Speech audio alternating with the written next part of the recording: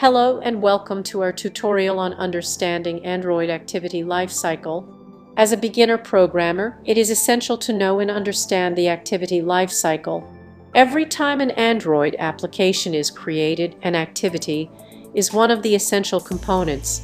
Understanding the activity lifecycle helps you understand how different activities interact with each other and how to manage them effectively in your Android application.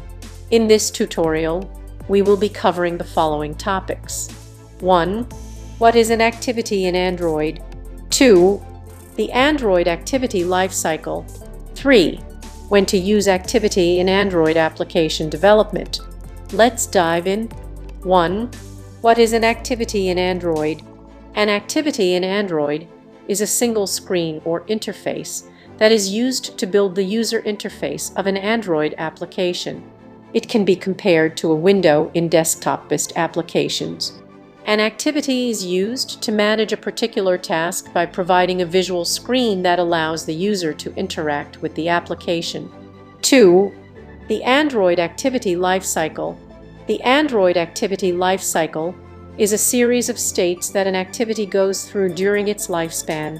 The Android operating system is responsible for managing the activities and their states. The activity goes through various lifecycle methods such as onCreate, unResume, and pis and stup. Understanding these methods is essential as they help you control the activity flow and make your application more efficient. 3.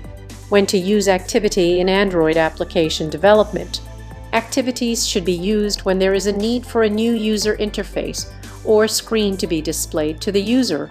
Examples include a login screen, a settings screen, a profile screen, or a screen for displaying user data.